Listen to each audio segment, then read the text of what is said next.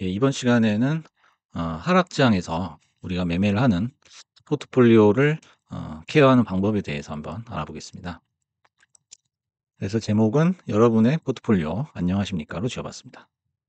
그래서 상승장에서 올라갈 때는 모두 다 환호를 하죠. 그래서 뭐 "역시 나스닥이 짱이다." 이렇게 얘기를 하지만은 하락장에서는 할 말이 없죠.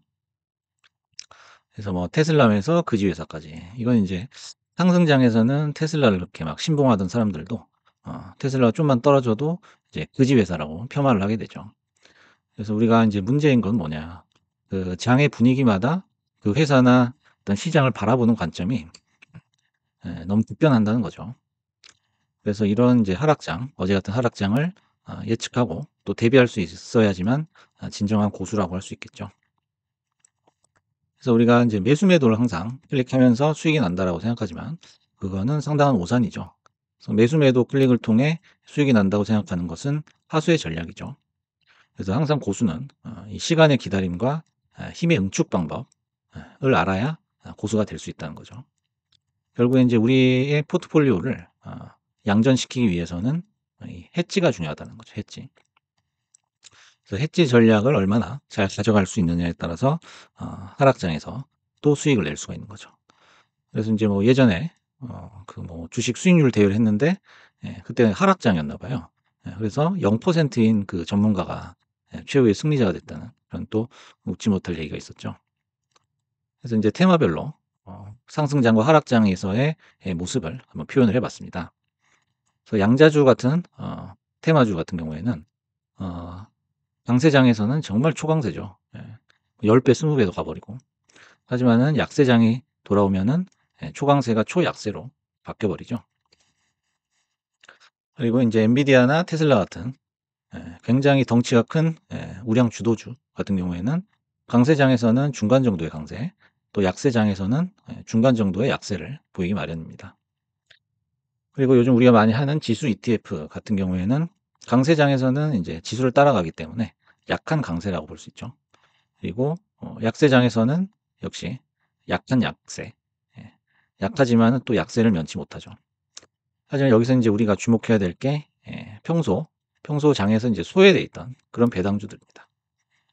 사람들이 잘 모르거나 인제 관심을 갖지 않는 그런 주식이죠. 그런 주식은 이제 상승장에서는 별다른 힘을 못 써요. 남들 한 10% 오를 때 한 1-2% 오르는 그 정도죠. 하지만 인제 소외 배당주의 어떤 힘은 약세장에서 발휘가 됩니다. 이 배당이라는 해치를 가지고 있기 때문에 그리고 많이 떨어지지도 않아요. 그래서 결론적으로는 약한 강세를 띨 수 있다라는 거죠. 제가 한번 소외 배당주들을 몇 개 가져와 봤습니다. 총 14 개인데 이것 말고도 인제 고배당주가 많아요. 많은데 제가 한 주당 우리나라 그 하나로 100,000 원이 넘어가지 않는 그런 인제 종목들을 한번 추려 봤습니다. 그 이유는 이따 설명을 드리겠습니다. 그래서 하나씩 한번 읽어 볼게요. 아스트라제네카 이거 인제 제약주죠. 그다음에 오가논 이것도 아마 처음 들어보셨을 거예요. 요것도 제약주. 그다음에 BP 요거 인제 알고 계시는 분들이 있을 거예요. 세계 7대 메이저 석유 회사죠. 그다음에 엠코는 인제 패키징 회사입니다. 제조업이라고 볼 수 있고. 그다음에 화이자도 제약, 그다음에 키코프나 프랭클린은 인제 금융주죠. 그다음에 AES는 에너지, 그다음에 스텔란티스나 포드모터는 자동차 관련주고, 그다음에 뭐 알트리아나 브리티시 아메리칸 타바코는 담배죠. 예. 알트리아 같은 경우에는 인제 그 필립 모리스의 미국 담당 이 회사라고 보시면 됩니다. 그다음에 버라이존은 인제 통신회사, 그다음에 크래프트 하인즈 요거는 인제 소스 같은 거 만드는 식음료 회사라고 볼 수 있습니다. 이렇게 요렇게 찾아봤는데 아마 여러분들이 아는 종목도 있지만 처음 들어본 종목도 있을 거예요.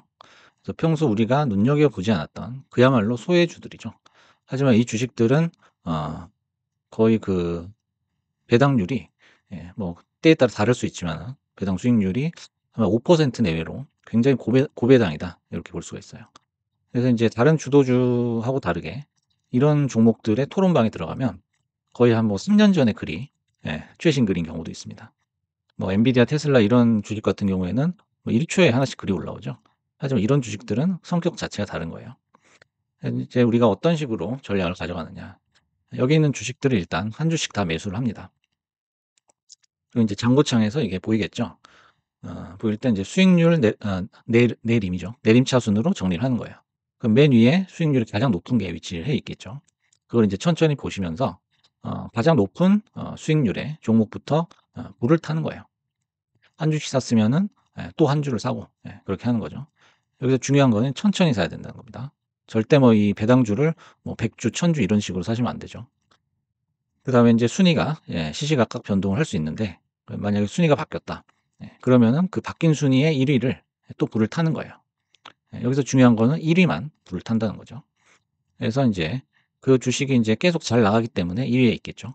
그럼 그게 수익률이 만약에 5%가 넘어간다라고 하면은 그때서부터 인제 한 주씩 이렇게 호가창이 위에 있으면은 호가 위로 한 주씩 쭉 걸어 놓는 거예요. 그러면 인제 올라가면서 알아서 팔아 주는 거죠. 그다음에 인제 그게 만약 내려간다. 다시 5% 밑으로 수익률이 회귀하게 된다면은 다시 또 매도가 아니라 매수죠. 매수를 반복을 하게 되는 거죠. 고런 방식으로 수익을 차곡차곡 쌓아 나가다 보면 우리가 예상 못했던 생각하지 못했던 의외의 수익이 쌓일 수 있다는 거예요.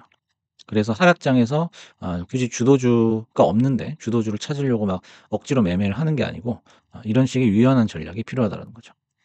그래서 인제 한 주당 10만 원이 넘어가지 않는 종목을 사는 데는 이유가 있습니다.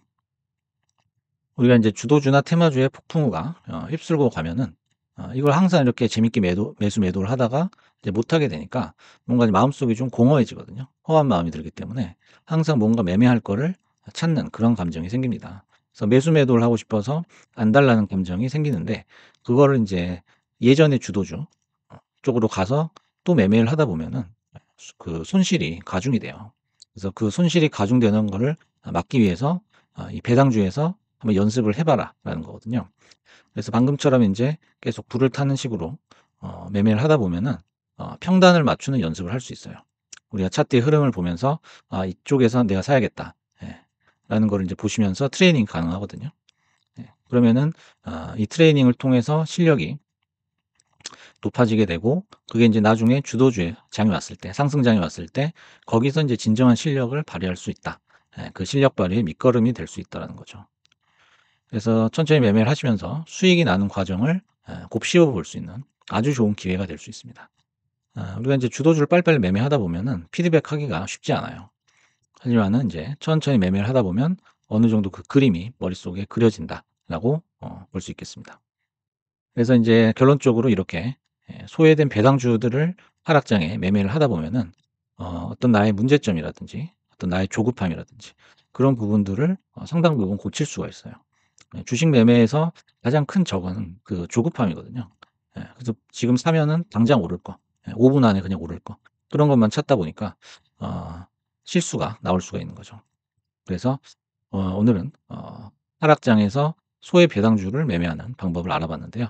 이렇게 인제 연습을 하시다 보면은 다음 주도주가 왔을 때 그때 진정 인제 현명한 판단을 해서 수익을 극대화시키는 그런 효과를 거둘 수가 있다.